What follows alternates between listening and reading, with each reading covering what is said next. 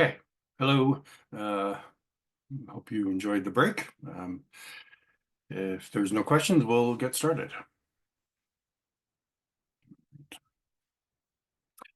Okay, so we had been uh, um, talking about manifolds, and so remember the definition of a manifold?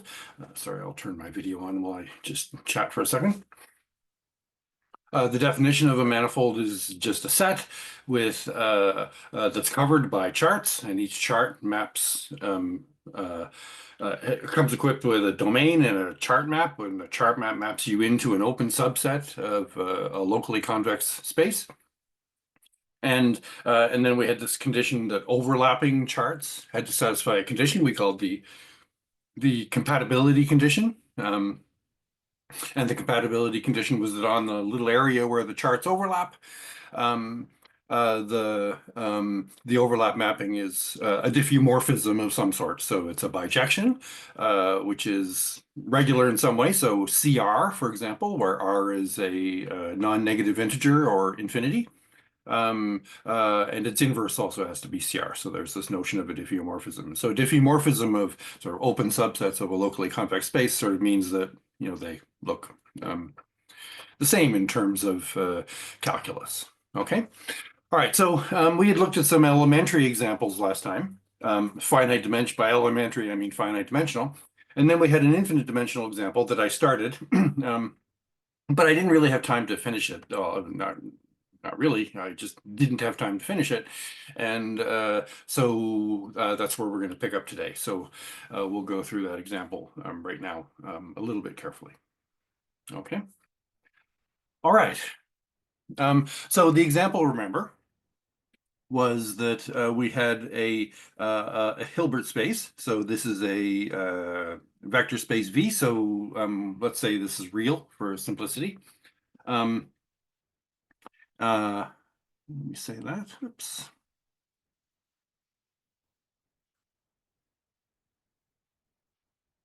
Okay, so real Hilbert space.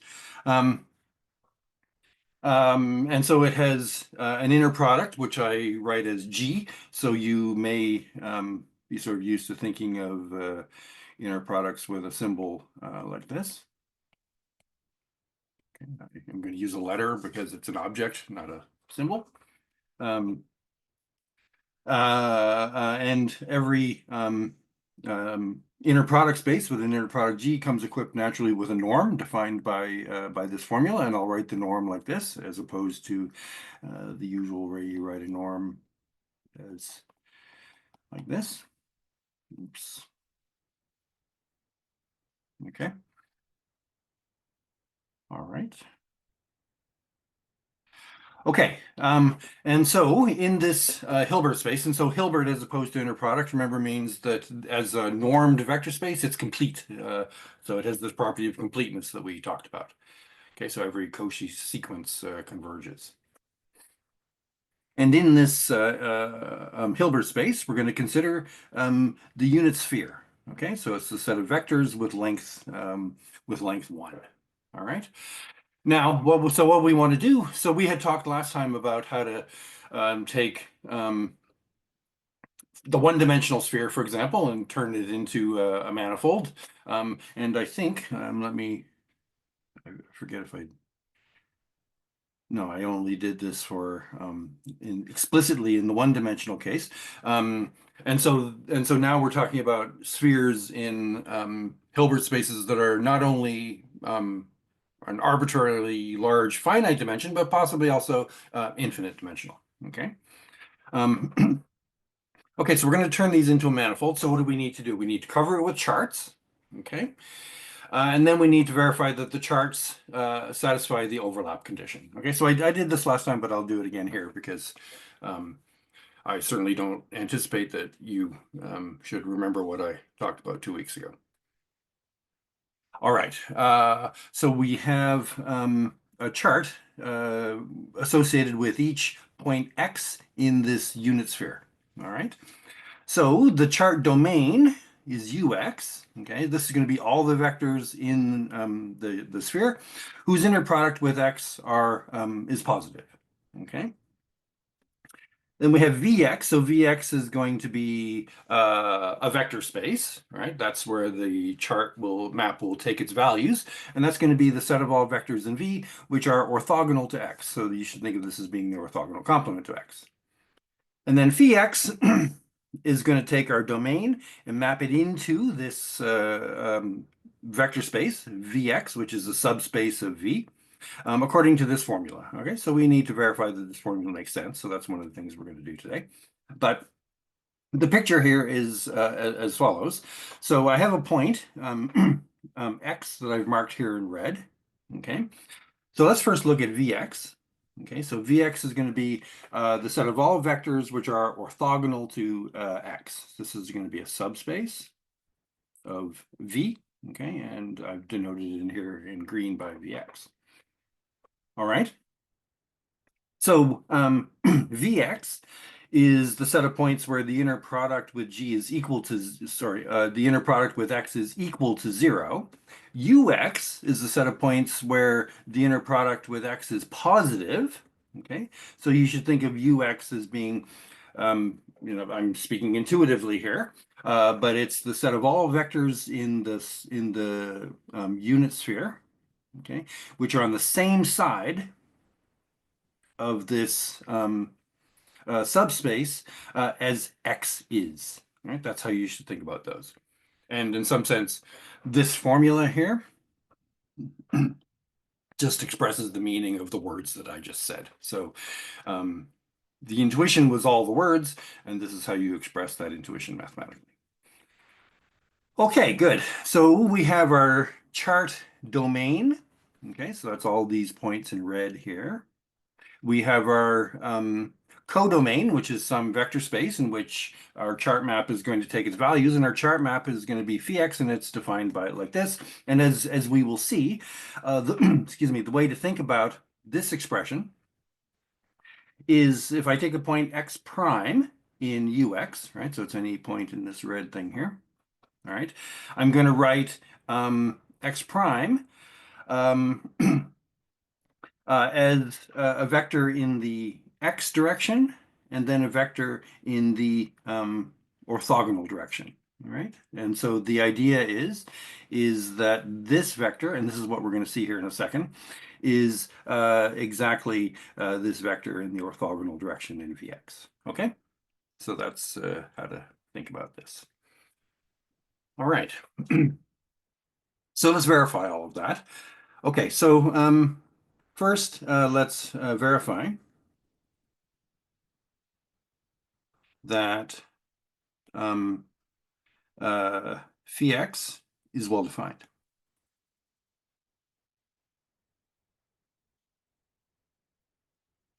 Okay, so what do I mean by well defined? Well, it's a map from ux to vx, so I should verify that it lives in vx. Okay. All right, so i.e. show that phi x of x prime is in Vx for every x prime in Ux. Right, this is a simple computation. So I need to show that this vector is orthogonal to x. All right, so g of phi x prime x is g of x prime x. Right, so I'm just sticking in phi x by that formula. Minus g of x prime x, g of x, x. Okay, so I have pulled this thing out front. All right. Now, x is a point on the unit circle, so this is 1. Okay, and so therefore this is equal to 0. Okay, so indeed, the mapping phi x does indeed take its values in the set of all vectors orthogonal to x, so that's good. Okay. So what's the other thing what do I need to do to verify that this is a chart? Well, it's image. Okay, so the set of points. Okay, so now let's verify that phi x of ux is, so this is going to be a subset of Vx. We're going to verify that this is open. Okay, so I think, so we know what the answer is going to be. Just by looking at our diagram here. If our diagram makes any sense at all, then we know what the answer is. So the answer is going to be that the image of ux under this mapping, which essentially projects all the points down to this subspace Vx, is going to be the set of all vectors in Vx which have unit length. So let's verify that. Okay. Oops.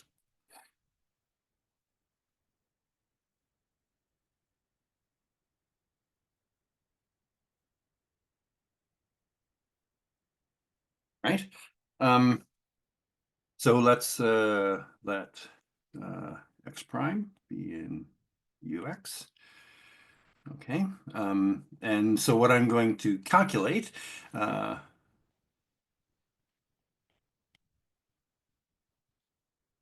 okay, so I'm going to calculate the length of v prime. Okay. All right. So, sorry.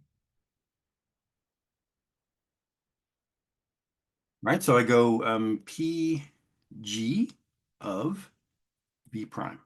Okay. What's this going to be? This is going to be,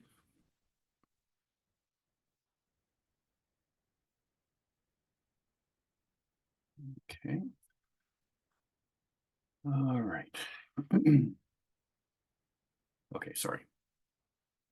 So this is going to be pg of, okay, so sorry, x prime. Sorry, phi of x prime, sorry. Phi x of x prime. Okay, so this is going to be, okay, so it's pg of, okay, so this is x prime minus g of x prime x x. Okay. Now, what do we know about this thing? Okay. This thing, sorry, that's phi of that. No, it's, yeah, sorry, it's that. Okay, so this thing is, it's going to have, oh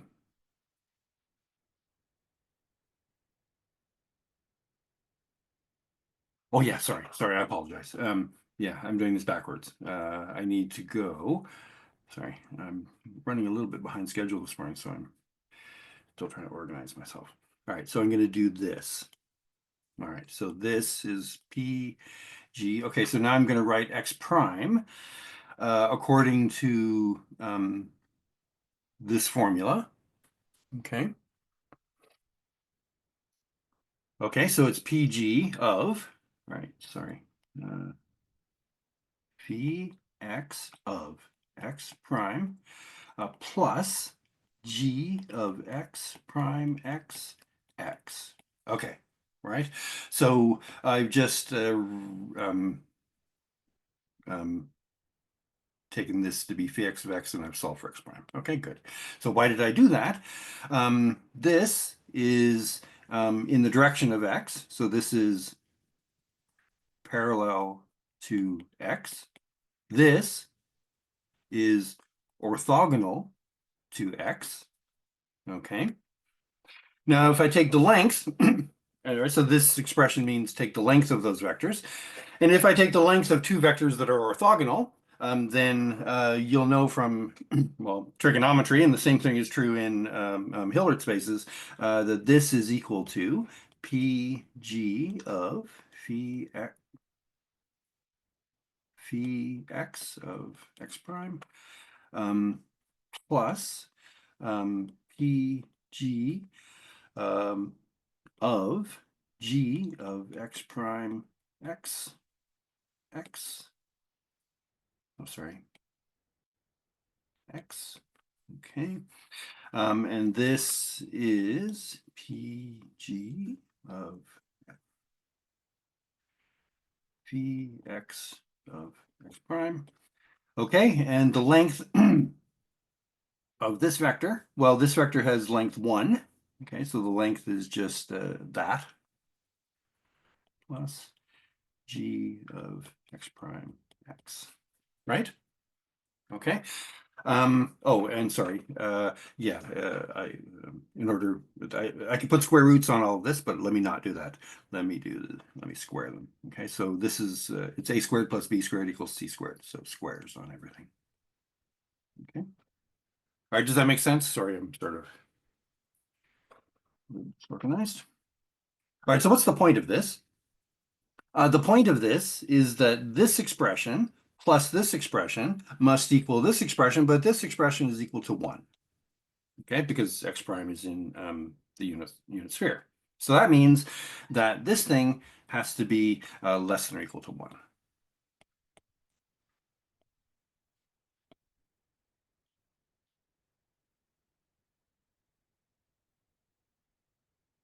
In fact, it has to be strictly, in fact, less than 1. Okay, and the reason it has to be less than 1 is that this thing is always, okay, one of the conditions on x prime, right, is that this expression has to be positive. Okay, and so this expression will always be positive. Okay, does that make sense? Okay, so what this tells us then is that phi x maps ux into the unit ball with respect to the norm PG of, and maybe let me write it like this: the unit ball in Vx of radius 1 centered at 0.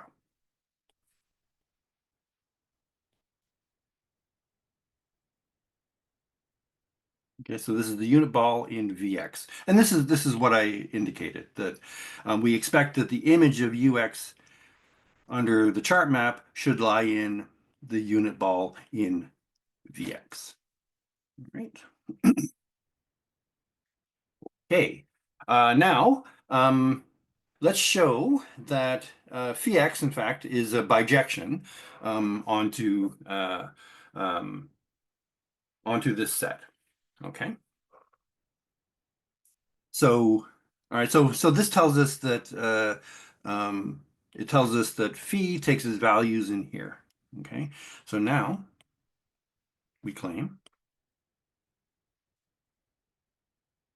that phi x is a bijection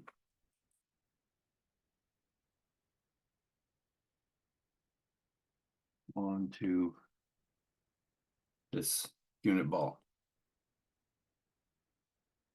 All right. Okay. So how are we going to do that? So what we're going to do is we're going to take a point, y, be in the unit ball. Okay. And note and suppose. So we want to find. So I'm gonna, I'm gonna deduce the inverse. I'm gonna deduce that phi x is a bijection by constructing its inverse. Right. So what I'm going to do is I'm going to take a point y in here, and I'm going to and I'm going to find the point in here which maps to it. Okay. So I'm going to build it explicitly. Okay. So and suppose that phi um, suppose that we have a point y plus ax is in the unit circle. All right. Okay, so what is this thing? So let me maybe redraw the picture I have from above so I'm not shuttling around back and forth. Okay, so here's my unit sphere or unit circle. And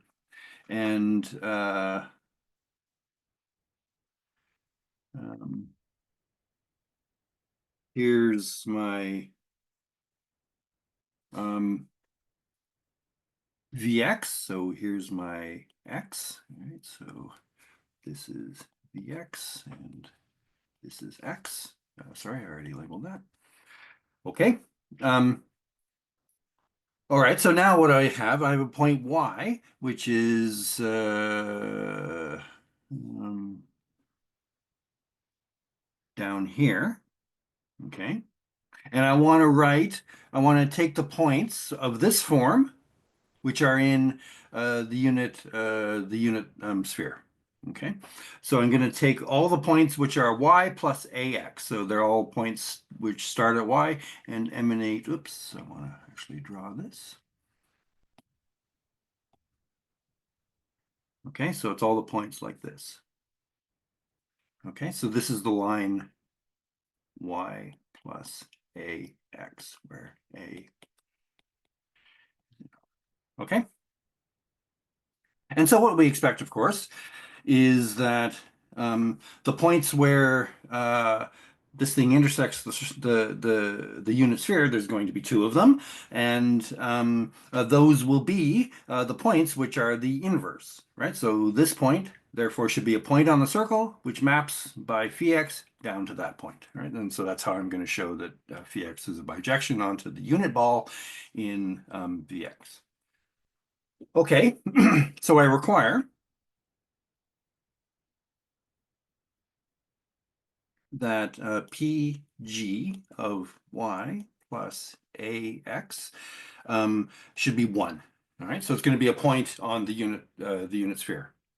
Okay, so this means, okay, so because again, I'm going to use the same Pythagorean a squared plus equals a squared plus b squared equals c squared argument. This is orthogonal to x. This is in the direction of x. And so when I write this, squared, okay, this is equal to pg of y squared plus a squared, right? Okay, good. And so this tells me what I want to find is I want to find A, right? Because A will tell me what these 2 points are. So A is plus or minus the square root of 1 minus PG of y squared. All right. Okay, so what we've done is we've deduced what the inverse of this map has to be, right? So we've just taken a point in the image of the chart map, okay, and deduced, if there is in fact any point in the chart domain which maps to it, we've deduced what that point has to be, okay, and it's the point y plus ax where a is equal to that, all right? And so therefore, thus we need only verify that the mapping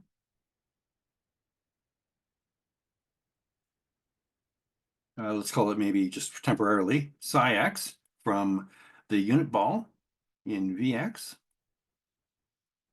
to Ux, and this is given by y goes to, okay? So it's going to be this point with a equals, and so, I have two choices here. And it's obvious which one I take, right? I take the positive one because I've defined Ux to be the set of points whose inner product with x is positive.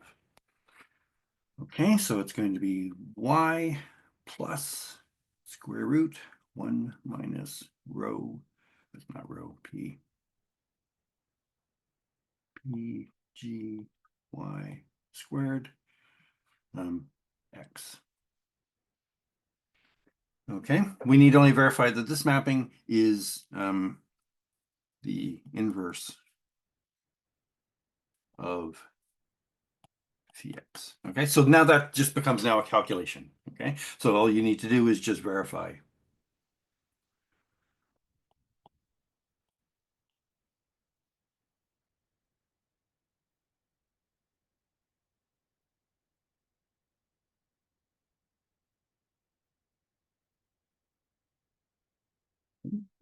So the two inverse formulas.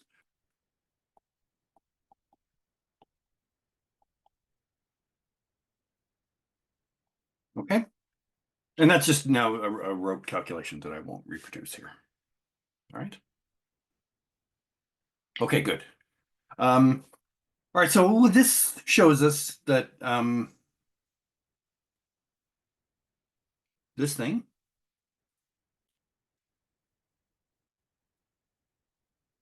is a chart.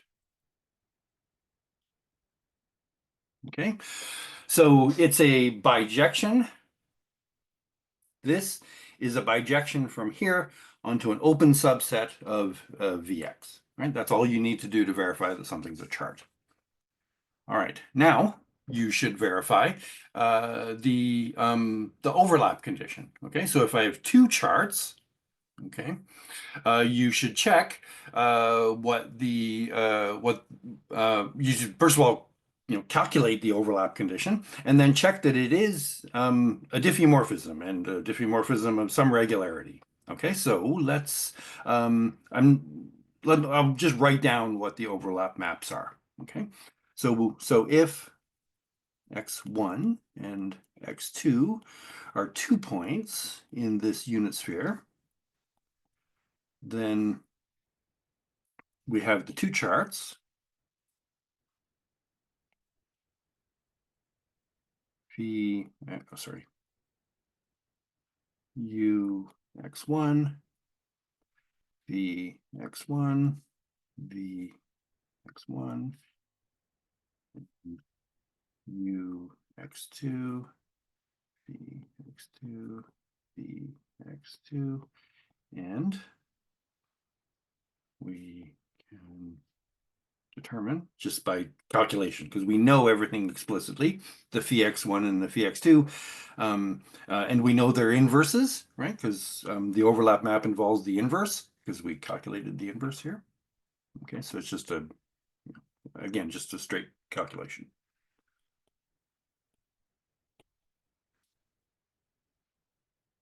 And so, for example, let's maybe look at the overlap map from phi x1 to phi x2. Okay, so it's phi x2 composed with phi x1 inverse. Okay, so it's going to take a point in the unit ball here, and I'll write the point in the unit ball. I wrote them as y, but I have two y's, so let me call it y1. Okay, and it is, all right. So it's a bit of a messy formula, but again, it's just a calculation.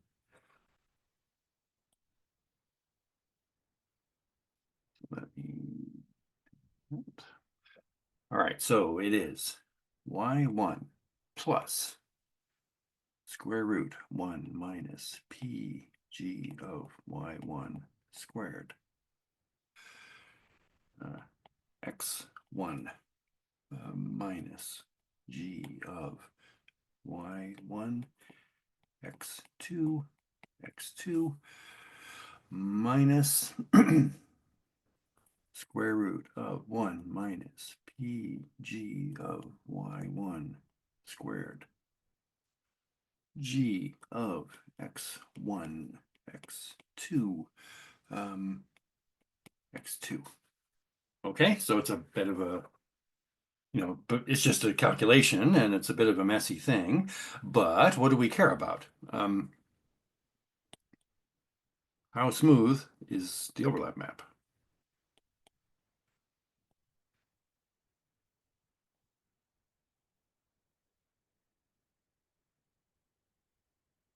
Okay, because that's going to determine how smooth our manifold is, because the overlap maps, the manifold is as smooth as the overlap maps. So let's take a look at these things and bit by bit. Okay, so there's 1, 2, 3, 4 terms, right? Remember that these are functions only of y1, so we don't care about the dependency on x1 and x2. It's only a function of y. Okay, so let's look at each component separately.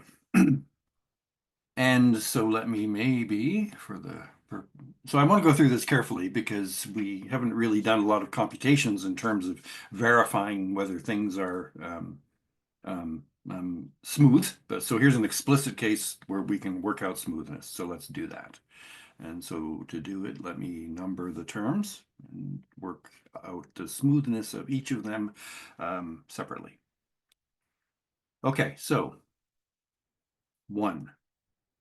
Well, 1's the easy one. Okay, so y1 as the function of y1.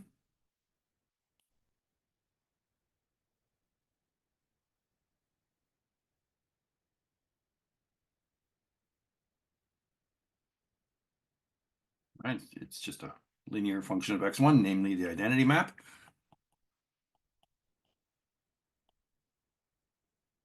And we've seen that linear mappings are infinitely differentiable.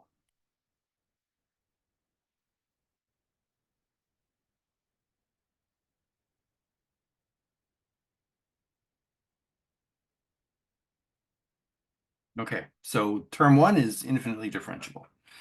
Term 2. All right. So, all right, so we have y1 comes through taking first the norm of y1 squared. Okay, so I claim that the norm is a continuous function. Okay, all right, so first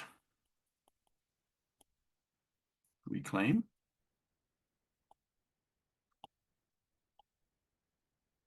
that pg of y1 squared, which is just g of y1, y2, sorry, y1.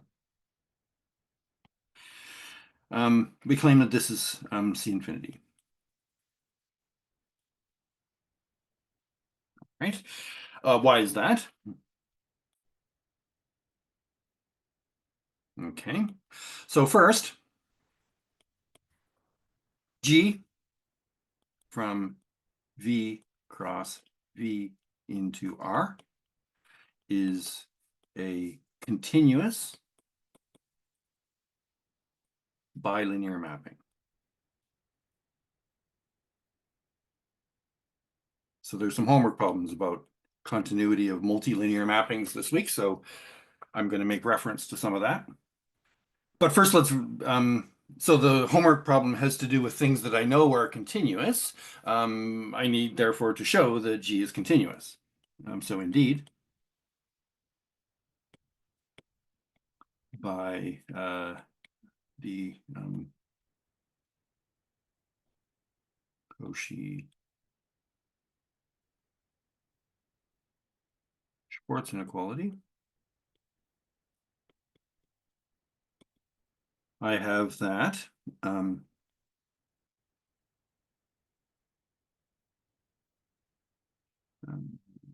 like this.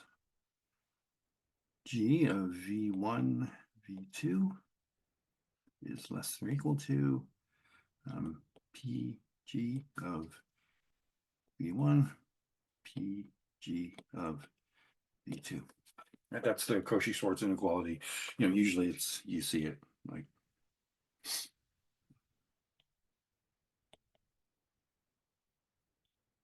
sorry.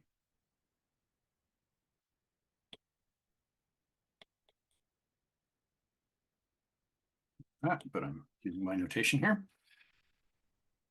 Okay, and so why does this imply continuity of G as a bilinear mapping?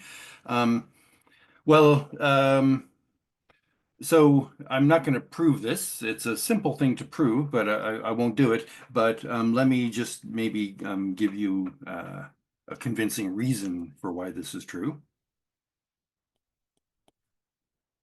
So for linear mappings,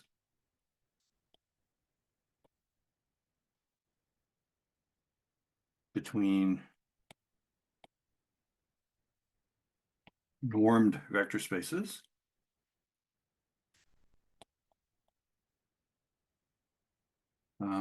let's say U and PU and the PV continuity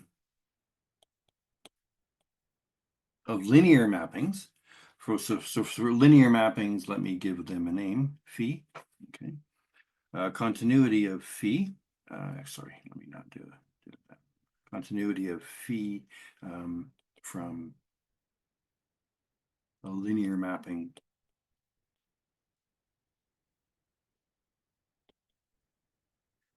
is equivalent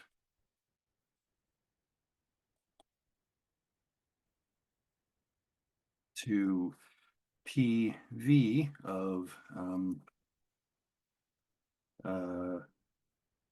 phi of u is less than or equal to some constant, let's say C, P u of u for some C.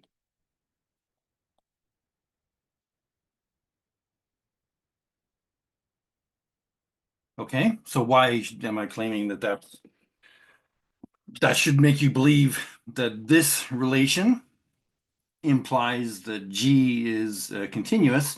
Well, this is the two argument inequality which corresponds to this one, right? So in this case, the domain is a product, V cross V. The codomain here is R, and so the norm on R is just the absolute values, okay? So the absolute values here are like the PV here, okay? And here linearity means that I have, the norm of the image is less than or equal to some constant times the norm of the argument.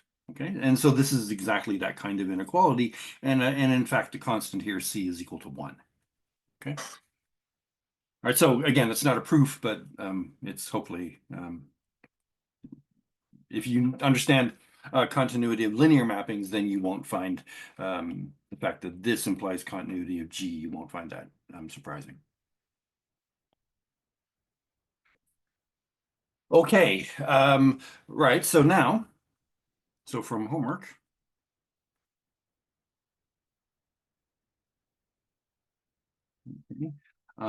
continuous multilinear mappings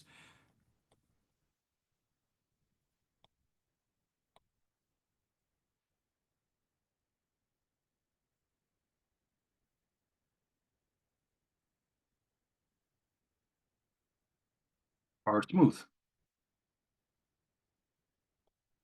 Okay, so smooth, but I use this word smooth. Smooth always means, for me at least, infinitely differentiable. Okay, right, so that's one step. Okay, so I know that G as a mapping from V to V is smooth. Okay, but I don't, what I'm claiming is I'm claiming that that thing is smooth. All right, so let's just keep working on it. Okay, so the mapping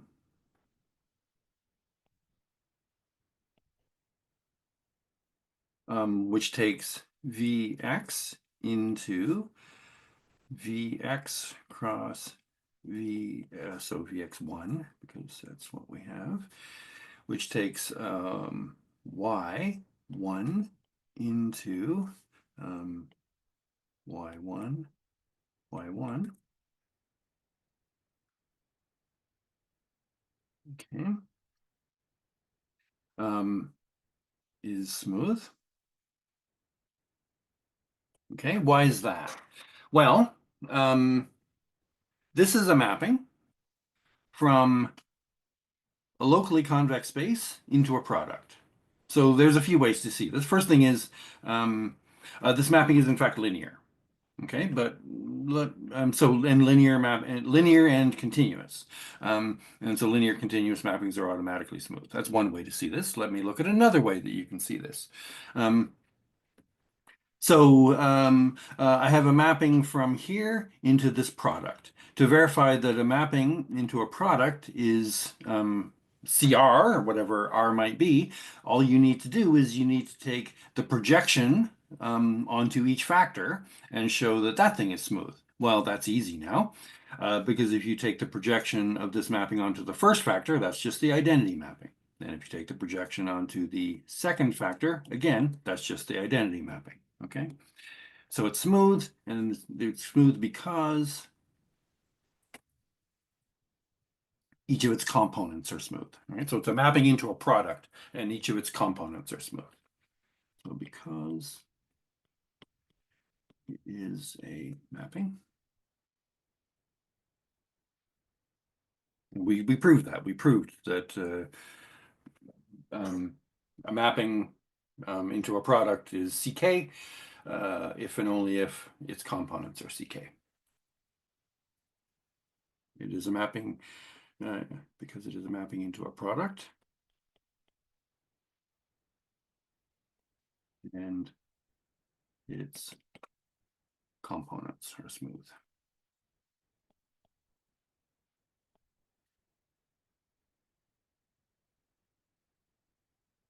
All right. Okay. All right. So this, so I've shown then that this thing is a smooth function of y1. Okay. So remember what 2 is. 2 is this thing here. But now I'm pretty much there, right? So I know that this mapping, which is just a real valued mapping now, is a smooth function of y1. And now I'm just taking this real valued mapping and I'm just doing calculus, high school things to it, right? So I'm, going 1 minus this smooth function and then taking its square root. So 1 minus a smooth function is certainly a smooth function. The square root of a smooth function, as long as the smooth function is positive valued, and this one is because y1 takes its values in the open unit ball. Okay, so the square root is smooth. Okay, and then the scalar multiplication. Okay, so I'm scalarly multiplying with x1. That's a continuous linear mapping, so it's smooth. Okay, and so therefore 2 is a smooth function of y1. So let me see if I can summarize that. Okay, so now 2 is smooth because of the composite mapping theorem. So in other words, if you take the composition of 2 smooth mappings, you get another smooth mapping. The composite mapping theorem.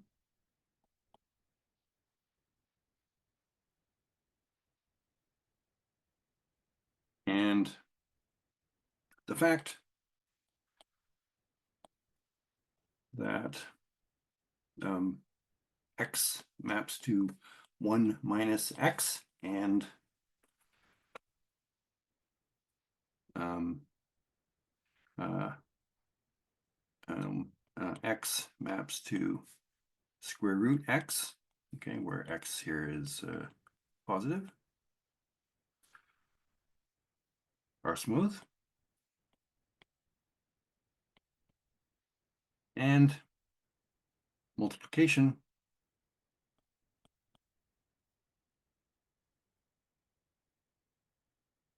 by x1 is continuous linear and so smooth.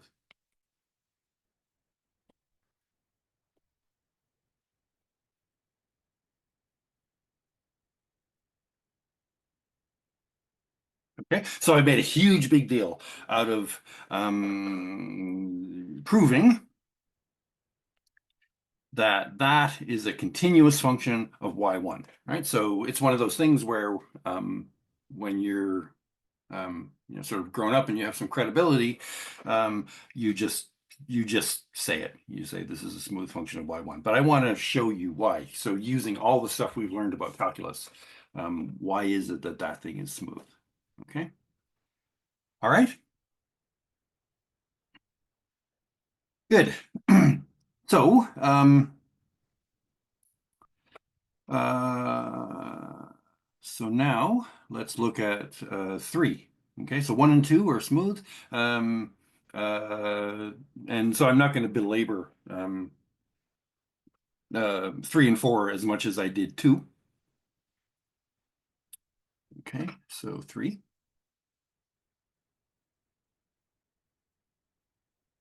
Okay, so for 3 to be smooth, so 3 is, I guess, a function of y1, it's that thing. Okay, so let me just, all right, so the mapping, um, y1 maps to um, g of y1 x2. Okay, let me just make sure I have that right. Yeah, x2, okay. This mapping, so this is the mapping from Vx into R, okay, is smooth because it is continuous linear.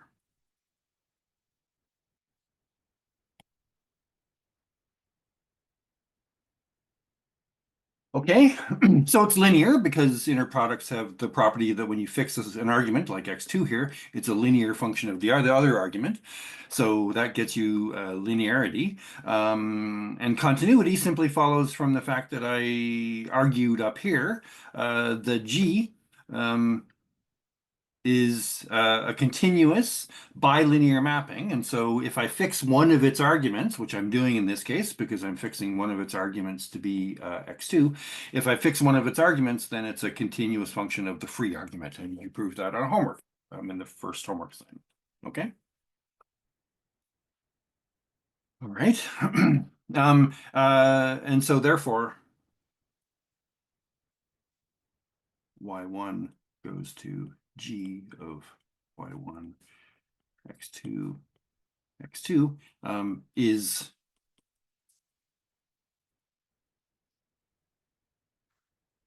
again in this case because it's continuous linear mapping by continuity of scalar multiplication.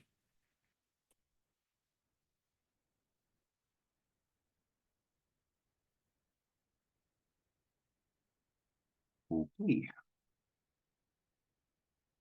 All right, and then the last one, I think this is rather like, in fact, it's not rather like, it's just exactly like 2, right? The only difference is that there's a different constant vector out front that I'm multiplying by, not x1, but this thing.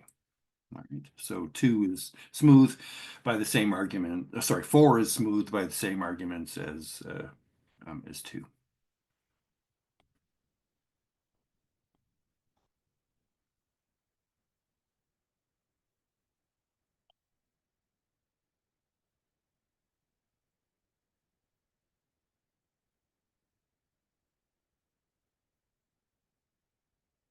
Okay.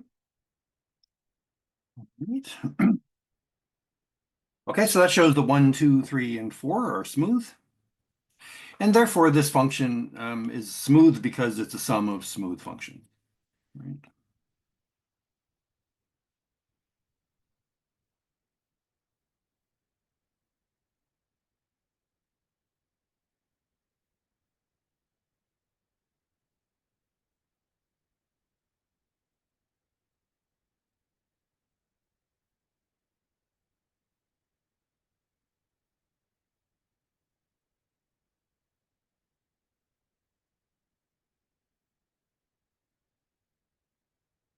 Okay, so okay, so the overlap conditions are satisfied. Okay, all right. So now I claim that this is all enough to prove that the unit sphere in our Hilbert space, that our unit sphere is a smooth manifold. So this, okay, so what do so this all shows that is a smooth manifold. Okay, and so I might use the word smooth, but I don't want to write smooth. I always think it's better when you write things to be unambiguous. So it's a C infinity manifold because, okay, so to show that something's a manifold, remember all you need to do is you need to find an atlas. Okay, so an atlas is a collection of charts which covers your set. In this case, the set is the um, unit sphere in this inner product space. Um, it covers the set, and the overlap conditions are the compatibility conditions are satisfied for all charts. Okay, because and it's all we've already verified the overlap condition. So all we need to do now is show that it covers the manifold, but that's clear because um, we can cover um, this set with the charts ux, vx, vx, okay, where x runs over all points in this unit sphere. Okay. Right, so that shows that this unit sphere is a smooth manifold. So, if you know about, say, a little bit about finite dimensional geometry, and you've seen, explicit proofs like this for, say, the fact that the n-dimensional sphere, so the subset of vectors of unit length in Rn plus one, that is a smooth manifold. I seem to be using way more charts than I need to, right? Because if you look at my picture here.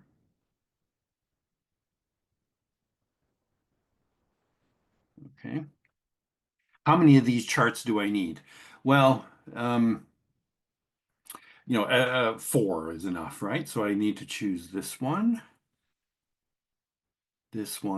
right? But that omits these points. But then I can choose, oh, sorry, I'm going to choose, sorry, um, this one, right? So I'm going to choose corresponding to the point, to the unit vector in the x direction. And then also this one corresponding to minus the unit vector in the x direction. And then I can choose these two corresponding to that point, and then this corresponding to this point. All right, so four charts, four of these charts is enough to cover in this case. But here I have a very large number of charts, but it doesn't really matter. As long as you find an atlas that covers oh yeah, so how do I know that four charts are enough? Well, so all I need to do, remember, to show that a collection of charts is an atlas is that all I need to do so I should be careful, Bianca. This is four in the one-dimensional case, right? In the n-dimensional case, you'll need let's see, you'll need 2n.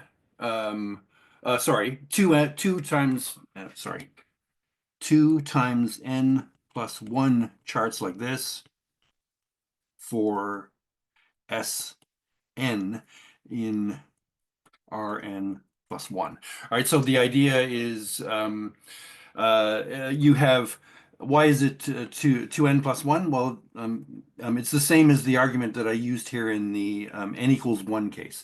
You choose each of the unit vectors in the coordinate axes for Rn plus 1. Okay, so 1, 2, 3, 4. And in general, that'll be 2n plus 1. Okay. And then you choose these things, so the first one's going to be like this, second one's going to be like this, third one's going to be like this, fourth one's going to be like this. And so your question then, why is 2n plus 1 enough? Well, remember what the definition of these things is, okay? These chart domains. So the chart domains say that I'm going to take a point X here. Okay, so this point X, remember, for these 2n plus 1 charts is going to be plus or minus one of these four, or 2n plus 1 unit vectors. All right. And so every point in Sn plus 1, what this is saying is that I need to show that every point in Sn plus 1 is in one of these charts. Okay, but that's clear because what this is saying is that every point in xn plus 1 should have a component in some unit vector direction, which is either positive or negative. And that's clear. Does that make sense?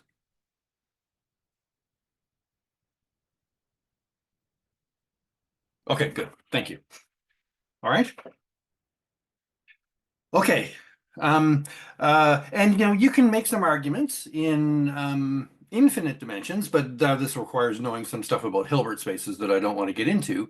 So you can make Hilbert spaces look rather like um, uh, these finite dimensional ones with their basis vectors. And this has to do with orthonormal sets and stuff like that. So there's a whole bunch of stuff. And so you can get away with fewer than this many charts in your atlas in general. Um, but there's never going to be, in an infinite dimensional Hilbert space, you're always going to have infinitely many charts, no matter how you, of charts of this kind, I should say. You may be able to find other atlases which have fewer charts, but if we choose these kinds of charts, you're going to always have an infinite number of them.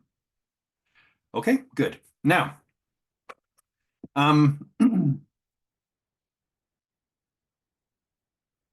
right, so that finishes the example. Uh, okay, so let's um, do something. Um,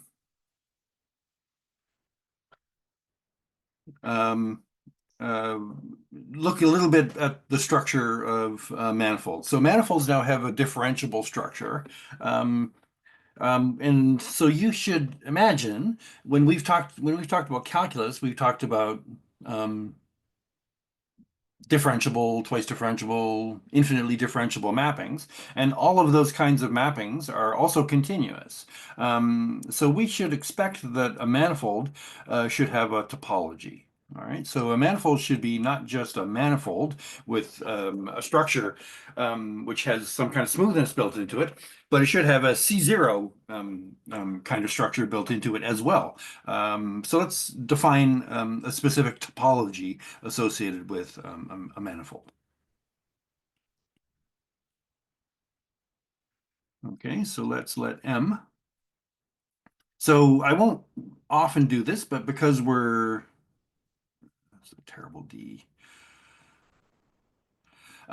Because we're just starting to talk about manifolds, let me remember that a manifold, denoted by a symbol like M, is a set with a differentiable structure. And so remember, a differentiable structure is an equivalence class of atlases. And so to define a differentiable structure, it suffices to find one atlas, like we did in the previous example. Okay, so we have a manifold and an atlas of compatible charts. Good.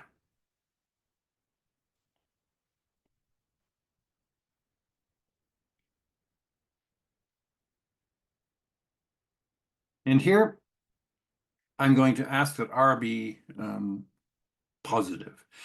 If you look at my definitions above, I allowed for R to be possibly 0. But there's some problems with 0 that I'm not really going to get into. Um, and those problems with 0 for C0 manifolds, they go away when you talk about CR manifolds where R is greater than or equal to 1. Okay, and this is one of the places where that shows up. So I'm going to define what's called the manifold topology.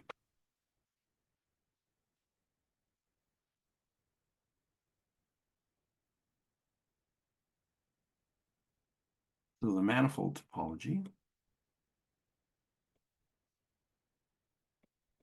for M is the topology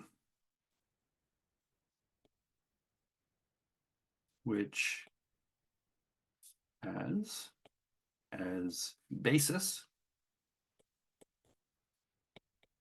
the set of all chart domains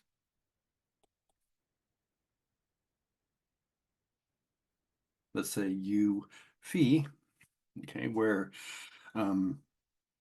U phi, phi, V phi is a chart.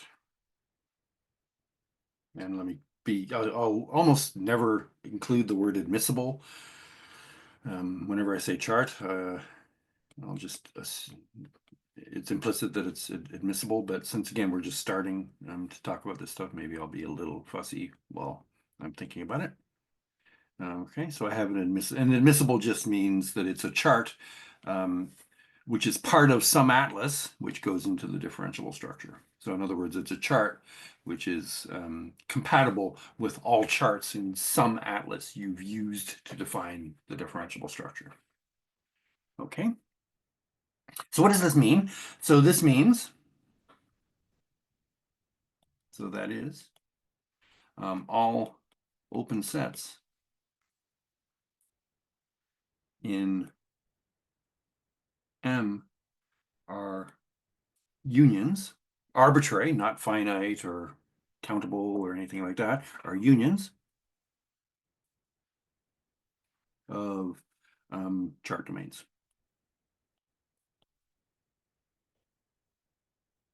Because that's what a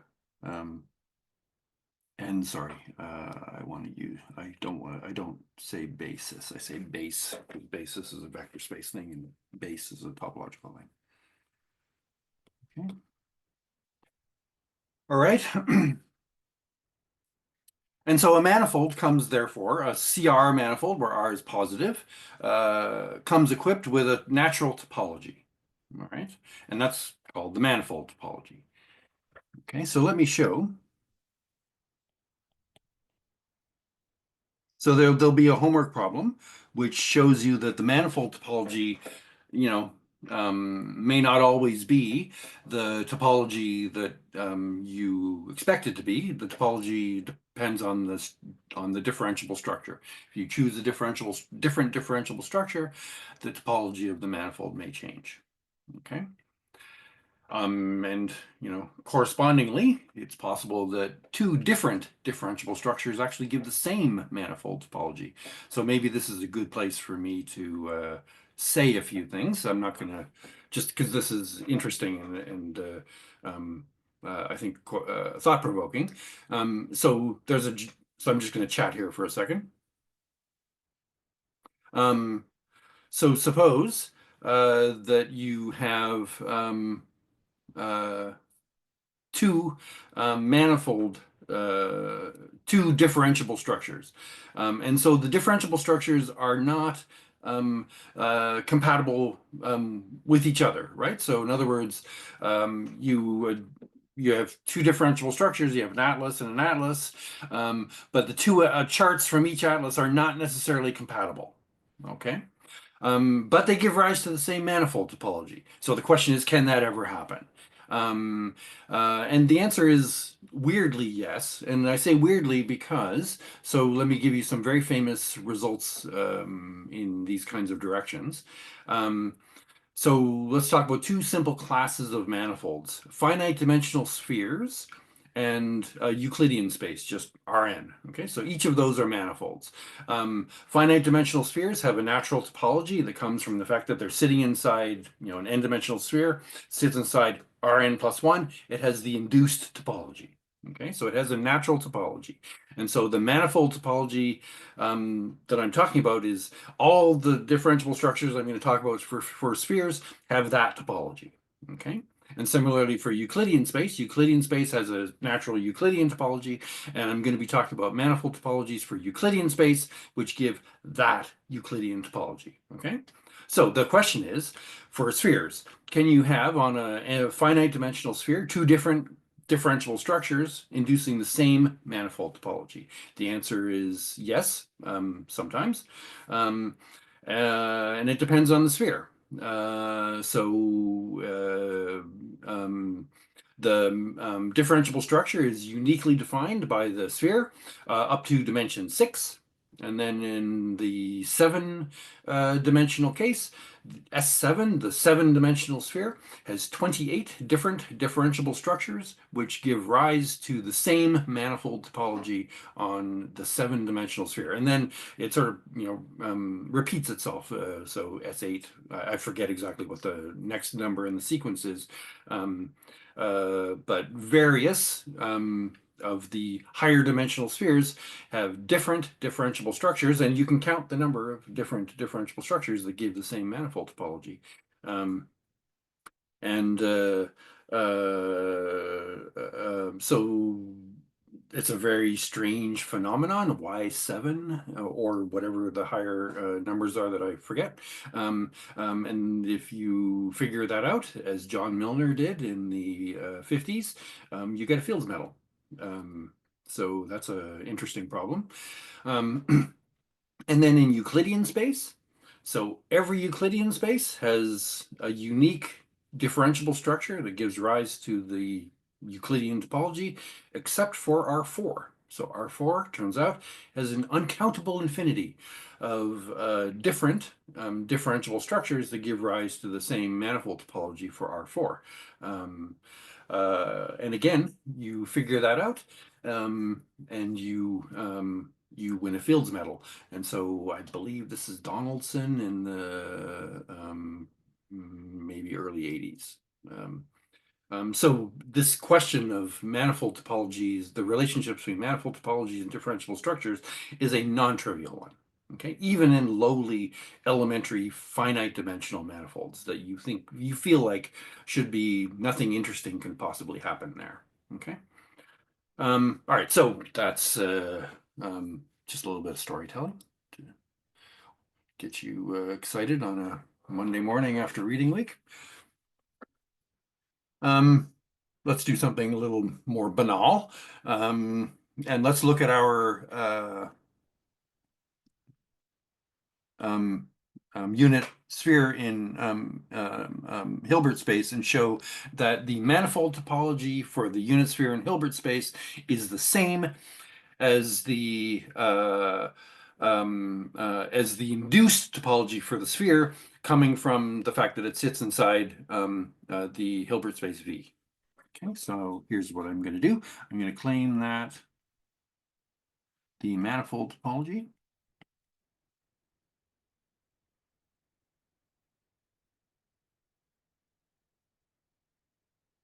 for S of V, so S of V, remember, is contained in V, is the same as the topology induced from V. Okay, so S of V is a subset of V, so it's a subset, so it has its topology that it gets from being a subset of V. Okay, so to show this,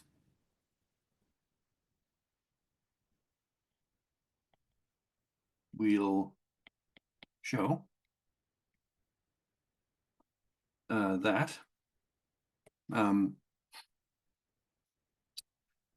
uh, phi x from u x into the ball, which we know is a bijection, we showed that above, is a homeomorphism. And so I need to say what the topologies are. Okay, where? Okay, so first of all, so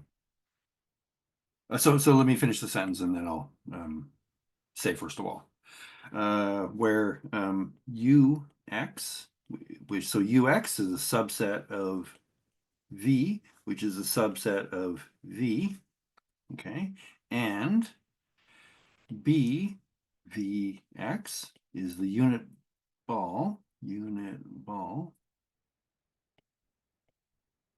in Vx, which is in V. Okay, the point is that each of these things are subsets of V. So they have the induced topology from V.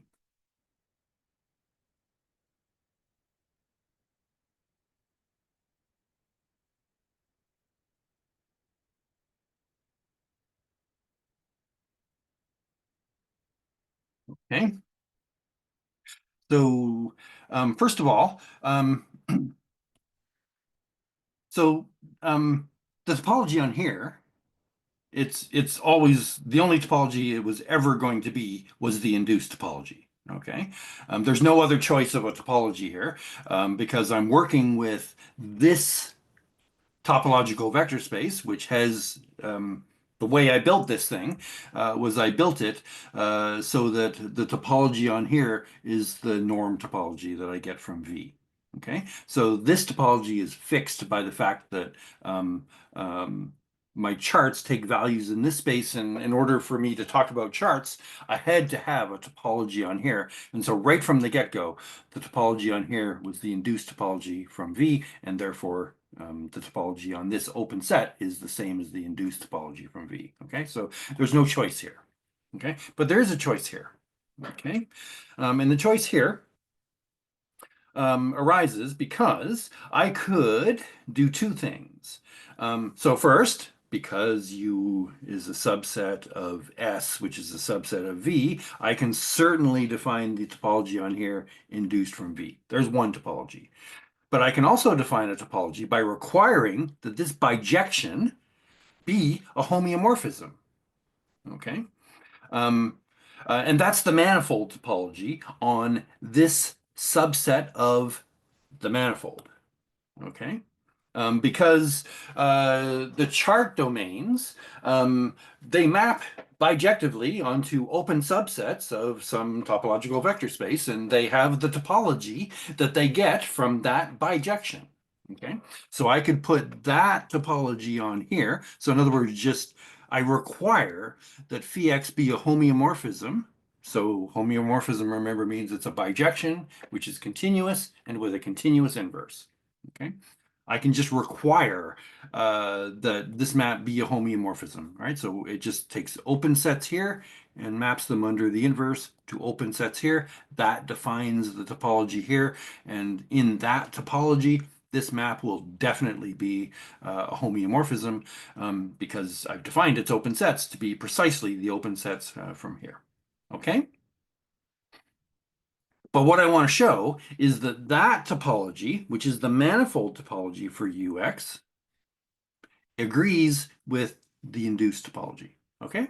So that's um, um, that's what I want to do here. So let me maybe summarize that all that.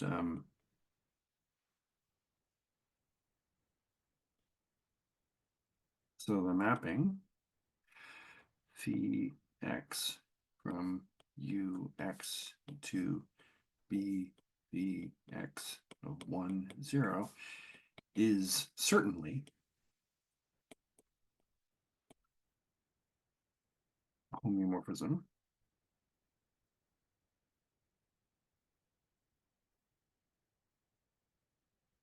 if ux, which is contained in S, has the manifold topology. And that's just by definition of the manifold topology.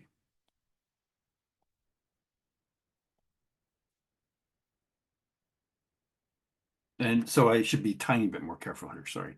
Has the topology induced by the manifold topology. Okay, so it's the topology, oops.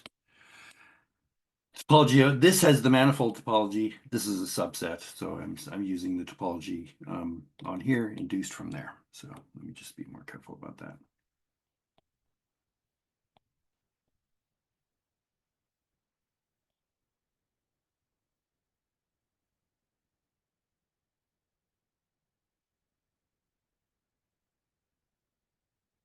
Again, induced from the manifold topology.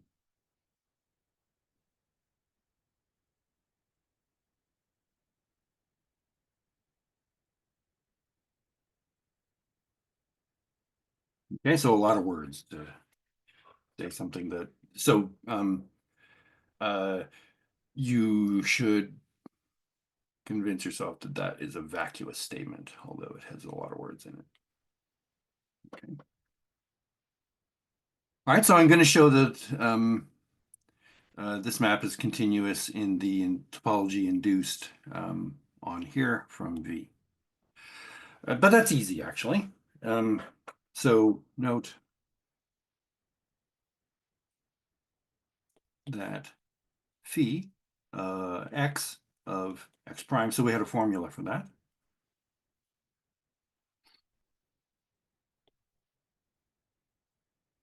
Okay, that was the formula.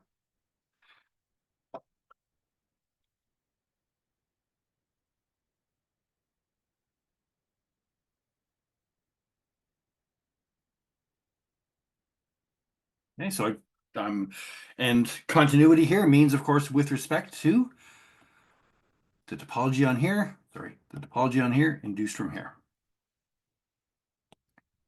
And I'm going to prove that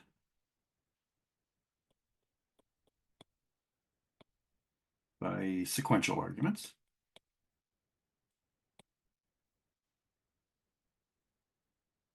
So I'm going to take a sequence in S of V converging to V prime.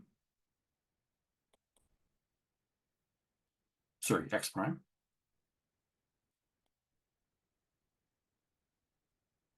In the induced topology from V.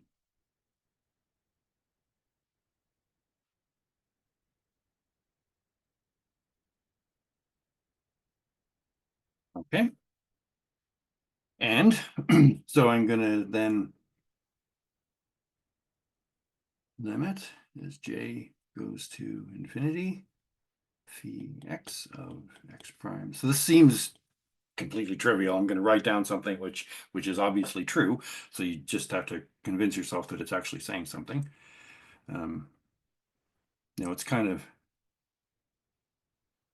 the opposite of here. This is a completely banal statement, but it's burdened with lots of big words, whereas this statement seems like it's just vacuously true, but this is actually the statement that's saying something.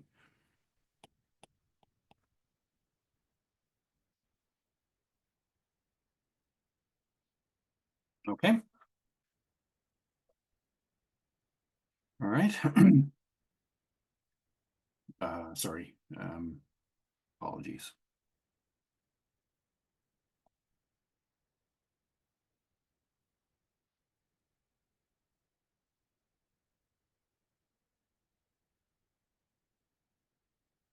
Okay, so certainly I can bring the limit inside the sum. Okay. Okay, so certainly this thing converges to x prime in the norm topology. So this is x prime. Okay. Um, I can take the limit inside the G because G is continuous in the norm topology. I showed that above. Okay. And then I simply get um, G of x prime x x, which is phi x of x prime. That shows continuity. Okay, so it's not hard, but it is telling you something. Okay, and similarly, because we had a formula for it, um, phi x inverse is continuous if u x has the induced topology from V. Okay, so I'll just skip up here because I don't remember what the formula for it is. It's some right. Okay, so there's the formula for the inverse. All right, and so it's a continuous function of y, just exactly in the same way as phi x was continuous, just by taking a sequential argument and using the continuity of that thing as a function of y in the norm topology. Okay. All right. Okay, and so that's enough so it's very simple, but it's enough to verify that the manifold topology is the same as the induced topology. Okay. All right, so I really wanted to belabor this example just to sort of show how all of the stuff that we've done in calculus can actually works when you try to do things explicitly. So I worked out a lot of things in detail today, which are sort of dull, and I won't always do that. Sometimes I'll save these things for homework, and in fact, some of the things that we had to do um, today are going to be verified by you on homework.